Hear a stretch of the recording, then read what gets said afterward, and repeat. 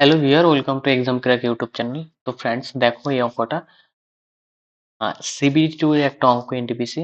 তো রুচিরার 22 দিনের মধ্যে একটি কাজ শেষ করার কথা ছিল। কত দিনের মধ্যে? 22 দিনের মধ্যে শেষ করার কথা ছিল একটি কাজ।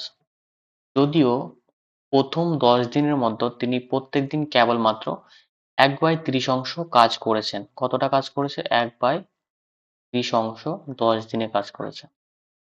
রুচিরাকে 11 তারিখে প্রতিদিন কি পরিমাণে কাজ করতে হবে যাতে সময় মতো কাজটা হয়ে যায়?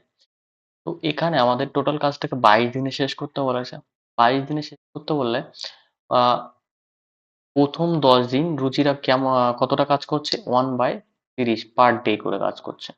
পার ডে যদি কাজ করে 1/30, তাহলে 10 দিনে আমাদের কতটা কাজ করবে? 10 দিনে কাজ করবে, 10 দিনে হয়ে যাবে এটা 10/30। তার মানে এটা আমরা লিখতে পারি 1/3। মানে কাজের প্রায় 1/3 কাজ হয়ে যাবে। তো আমাদের বাকি কাজ কতটা থাকবে? বাকি কাজ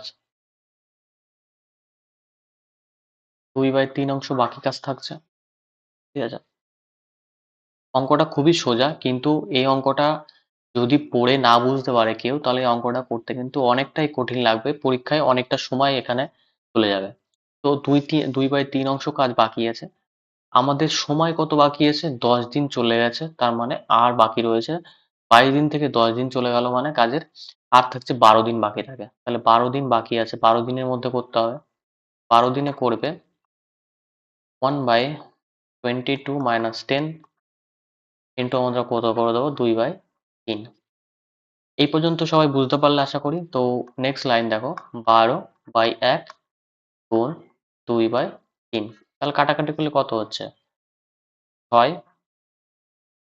তাহলে হয়ে যাবে 1/18। ঠিক আছে, অপশন সি, অপশন সি হয়ে যাবে 1/18।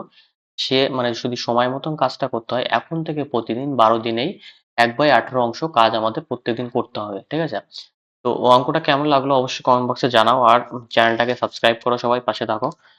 আর চলো নেক্সট ভিডিওতে আবার দেখা হবে।